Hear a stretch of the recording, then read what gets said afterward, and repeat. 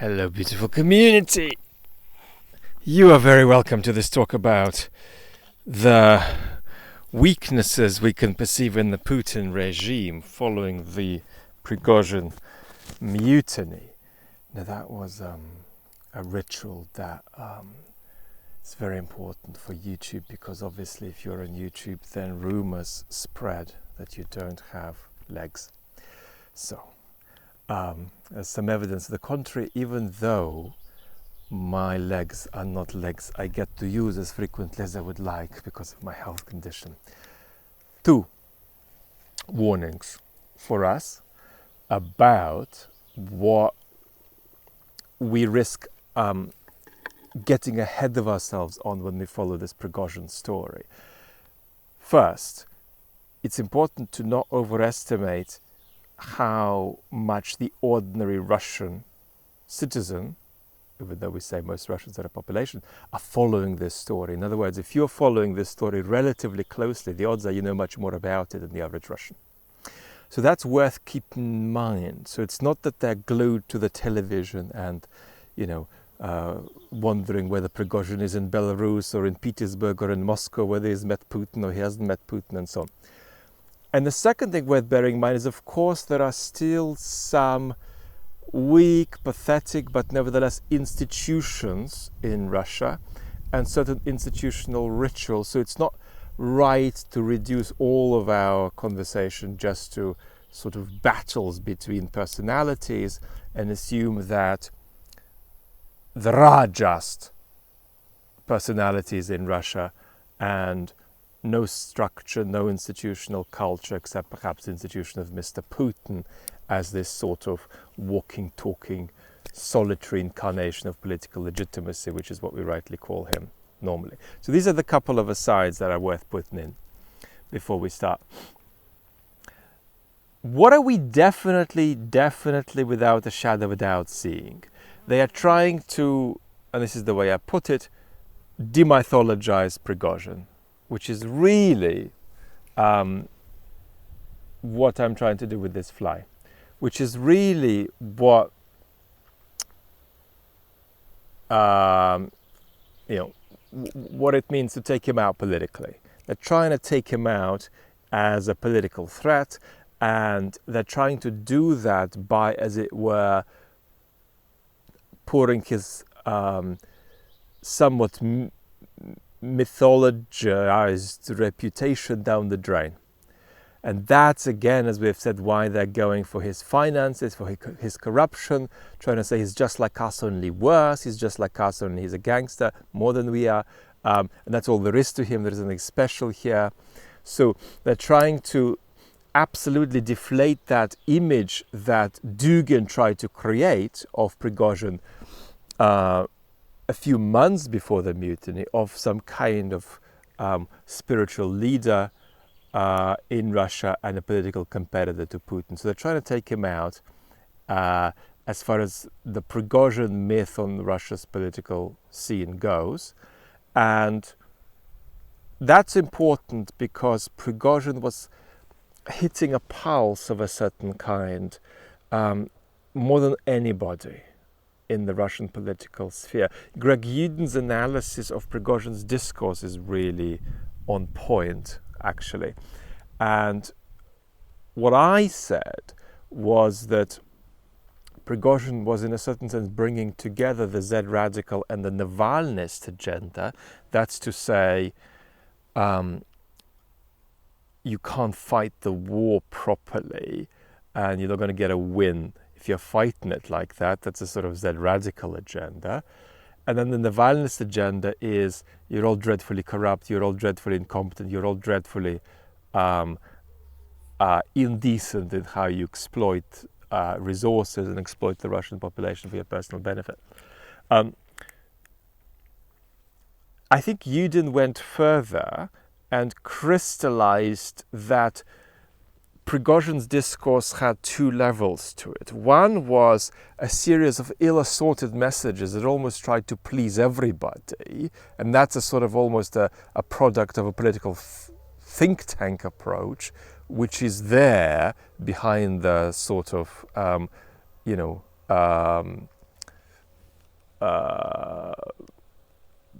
primal screams that Prigozhin emits. These are thought through political interventions with teams sometimes constructing them. So this ill-assorted mess, but below that mess is a single consistent message, which is whatever you're trying to do, you can't. Whatever you set yourself on, you can't do it. You want to fight a war, you can't fight a war. You want to end the war, you can't end the war. You want to do peace negotiations, you can't do peace negotiations. You want to run the country properly, you can't run the country properly. You want to organize an army properly, you can't organize an army properly. So whatever you're trying to do, you can't. So it was a populist attack on the capacity of the Russian state. Right? And it registered very, very well with folks who were feeling various kinds of anxiety and resentment across the board. So they're trying to take out that capacity of Prigozhin's to grip onto, a pulse in Russian political discourse. What are they doing beyond that?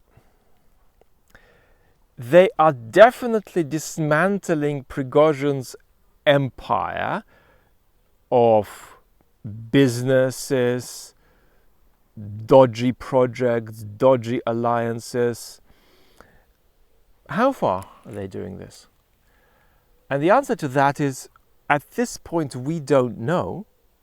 And at this point, interestingly, it's a good question whether they know.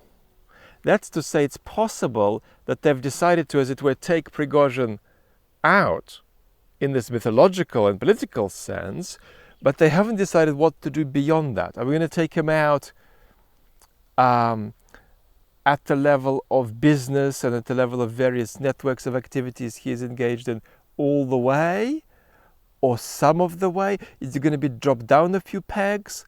Is he going to be, as it were, completely ejected out of all of his enterprises? And it seems to me it's possible they haven't decided on that. So it is a pragmatic divorce without, at the moment, evidence of the Kremlin being able to draw a clear line. The Kremlin is not feeling interested in, or more frankly, is not feeling stable and safe enough to draw that clear line. Now, it's also clear,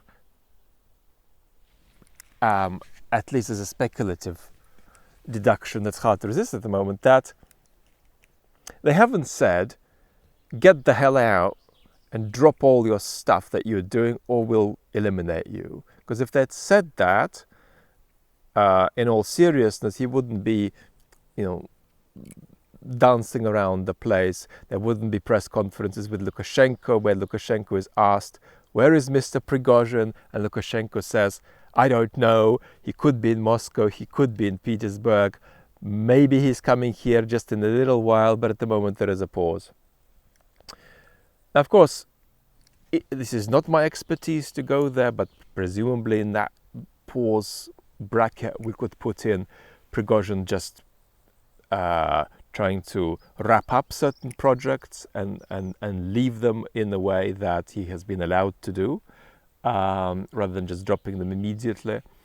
It's also possible that he is engaged in some kind of negotiation still with the Kremlin about what else he is allowed to keep and what else he is allowed to keep doing and what links he's going to have to the Russian state. I mean, he's got a bunch of contracts with regional authorities, with national government. So is he going to lose all of them? Some of them? How's it going to work? And then there is the question of, Prigozhin's deep involvement in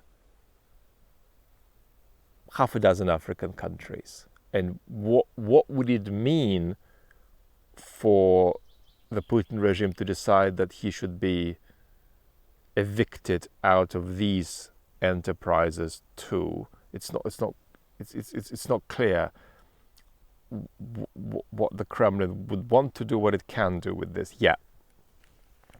So I think that is roughly where we are. Let me make a speculative remark and then maybe a remark about Lukashenko. The speculative remark is that it's possible that Prigozhin may try to do something to re-ingratiate himself partially with Putin once again. And gosh, God knows what that might be, but it's possible he could try to do something like that. Now, Lukashenko. I think Lukashenko has won, image-wise, so far.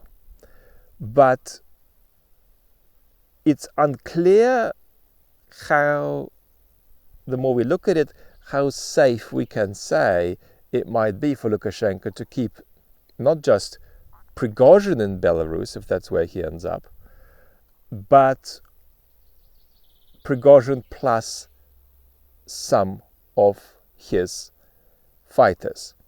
And even if it's a small number of fighters, even if it's just 1,000 fighters, that, and we've already discussed this, does pose a problem for Lukashenko at the level of questions about sovereignty, at the level of questions about monopoly of organized violence, at the level of a very immediate question, what happens if Mr. Prigozhin marches on Mr. Lukashenko at some point? Mr. Lukashenko does not have the kind of resources that Mr. Putin has to tackle this, even if Mr. Putin has nearly all of his resources in Ukraine.